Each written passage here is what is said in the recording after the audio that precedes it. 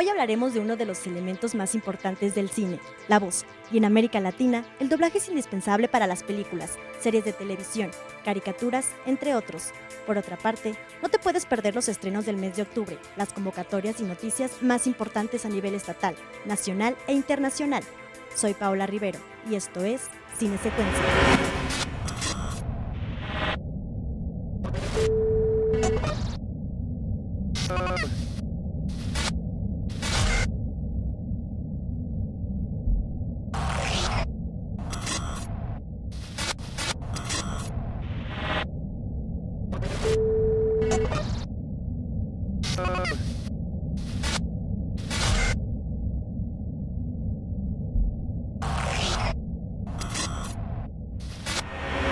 ¡Gohan!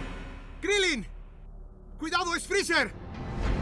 El doblaje es un recurso audiográfico que sirve como medio de traducción, corrección y difusión de cualquier medio. Incluso el significado de la palabra doblaje lo resume todo. Al dividirla se halla el significado de lo que se debe conseguir, doblaje doble, un duplicado del personaje o actor. También es importante señalar que el doblaje es el acto de reemplazar el audio de los diálogos, mientras que en las producciones audiovisuales como la animación, videojuegos o la narración de documentales, comerciales y spots, se las indica como sonorización, porque en estas no suele haber personas o voces a quien doblar.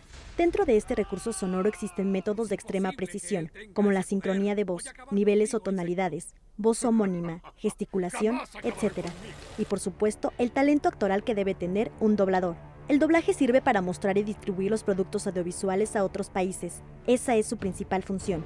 Pero para que se logre de forma idónea, se debe tener una traducción fidedigna, sin distorsionar el mensaje original que se trata de dar. También se debe tener cuidado en el aspecto en la que se difunde, porque puede haber distintos conceptos y malos entendidos sobre cultura, modismo, religión, etc. Por eso existen procesos de traducción, que empiezan por un borrador, luego se sigue con la adaptación y la traducción ajustada que se encarga de realizar la conversión de frases al sincronismo labial. Me siento muy contenta y muy orgullosa de tener en este espacio a un hidalguense y profesionista sumamente exitoso, Álvaro Álvarez. ¿Cómo estás? Encantado de estar aquí en esta sección, en este programa, y muchísimas gracias por la invitación. También muy contento y muy satisfecho de estar contigo. Gracias, Álvaro. Estudiaste Ciencias de la Comunicación. ¿Qué fue lo que te impulsó a tomar esa decisión? Bueno, pues yo creo que quería yo ser corresponsal de guerra. Después la parte de la actuación también se me daba y el baile. Y dentro de estas actividades me gustaba también hacer caricaturas políticas desde los 15 años. Entonces toda la parte, aparte escribía canciones desde pequeño, escribía también promocionales y eso me llevó como a darme cuenta que tenía cierta capacidad para la parte creativa. Y como corresponsalía de guerra, pues era muy complicado, entonces lo que mi mamá me dijo es, no, te vas a morir, ¿no? Yo quería estar en Bosnia, quería estar en Yugoslavia como corresponsal de guerra, que era lo que más me llamaba la atención. Y pues bueno, no se dio, ¿no? Porque sí fue mucho el miedo de mi familia. Y pues bueno, lo más cercano a ello fue Ciencias de la Comunicación. Y no teníamos nosotros dinero. Mi mamá no tenía las posibilidades económicas. De hecho, fue el sostén de 8 personas que conformamos en ese entonces la familia. Y pues yo tuve que verme la manera de poder sobresalir y de poder sacar mi carrera. De hecho, lavaba yo carros y con eso pagaba yo mi parte de mi carrera, estaba becado. Pero también en esa parte de la publicidad tenía yo desde segundo semestre como la inquietud de escribir y producir. Entonces producía yo mis comerciales de radio, de televisión, y se los fui a vender al rector. Entonces le dije, pues, no sé cuánto cueste, no sé cuánto se le pueda dar valor a esto, pero yo vengo a vendérselos. Y el rector dijo, perfecto. Y entonces así tuve la posibilidad de mantener mi carrera, también siendo maestro de ceremonias de esta universidad. Muchas felicidades, Álvaro. Y ya llevas más de 20 años de trayectoria. ¿Cuál es el primer recuerdo que tienes de la primera vez que estuviste en una cabina de audio? Híjole, la verdad es que no fue muy grata. De hecho, comencé aquí en radio y televisión hace 20 años y yo era la persona que contestaba los teléfonos en una estación de radio, 98.1 FM, y posteriormente me invitaron a un programa de deportes y allí es donde pues yo tenía como la posibilidad de pasarle, estar en una cabina y pasarle los recados a los conductores. Y en ese entonces me dijeron, oye, pues es Álvaro la persona que contesta los teléfonos, quien está pues atendiendo sus llamadas y vamos a escuchar su voz, ¿no? Entonces yo me puse sumamente nervioso, para no llegar a una palabrota, pues dije una palabrota que no se tenía que decir en radio, confundí el apellido de una persona y pues bueno, dije no sirvo para esto. Llegó el director y dijo, ¿quién dijo esa gran palabrota? ¿No? Y pues todos riéndose y dije, no es posible, no es posible. Y yo creo que ese tipo de dificultades o de situaciones, si no aprendes de ellas, se convierten en errores. Y si aprendes de ellas, se convierten en posibilidades para seguir aprendiendo. Yo dije, me encantó estar en un micrófono, a esto me quiero dedicar, y ahí es donde comienza un modelo de profesionalización importante en mi carrera, de tener todos los talleres que pudiera, de creatividad, de locución, de oratoria, etcétera, etcétera. Por otra parte, has sido la voz de grandes marcas a nivel nacional e internacional, pero también has tenido la oportunidad de cumplir un sueño, como ya lo mencionabas, de ser parte de algunas caricaturas. En Los Pingüinos de Madagascar, como en el personaje del El Rey Rata. Así es, son series. El Pingüinos de Madagascar es una serie muy exitosa y ahí tengo pues la bendición de hacer al Rey Rata, que es el personaje antagónico de los pingüinos y el que les hace la vida imposible, ¿no?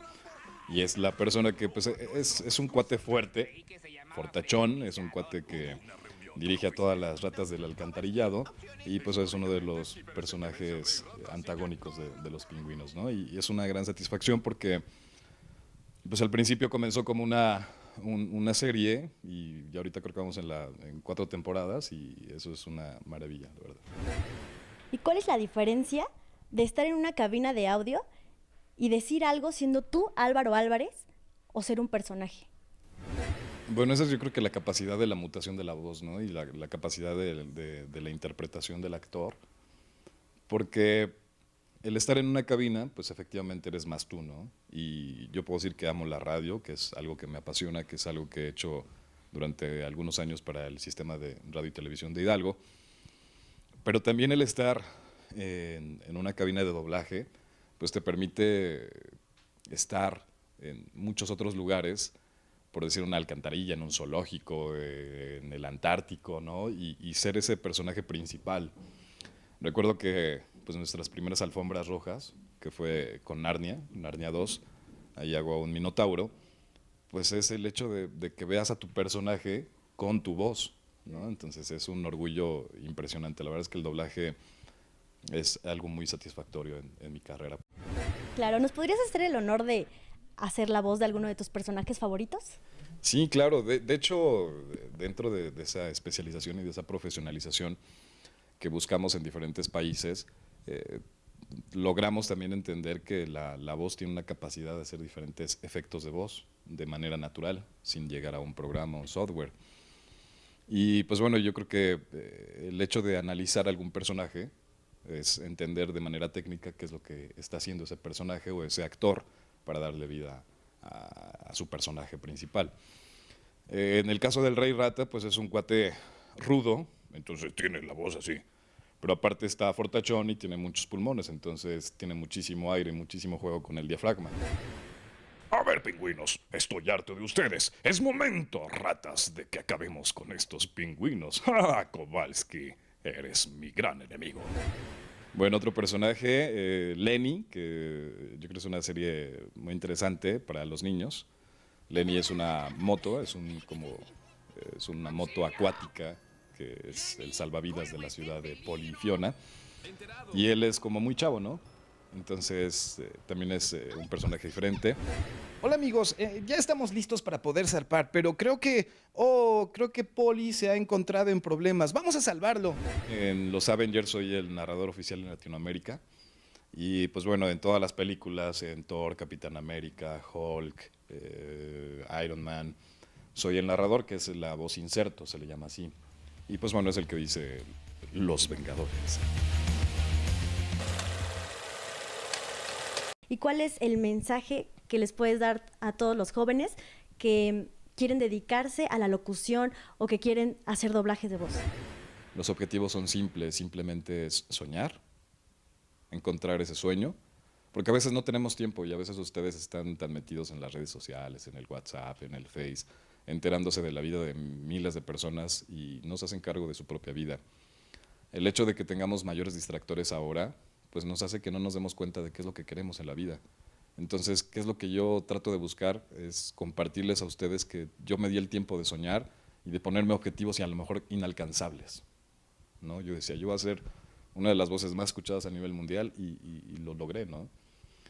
Entonces, cualquier sueño, obténganlo a través de pensarlo y de encontrar ese espacio, caminando en donde sea, búsquenlo, después trabajen en ese talento que tienen, no dejar caerse por un simple error, aprendan de esos errores.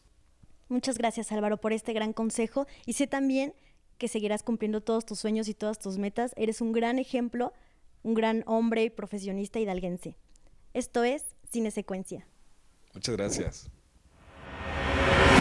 La primera película doblada al castellano que llegó a México fue Broadway Melody, en 1929. El primer dibujo animado con sonido fue La Hora de Cenar, de Paul Terry.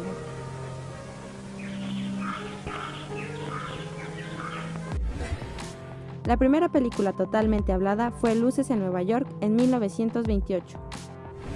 El doblaje llegó a México en la década de los 40. Tienes que hablar tú.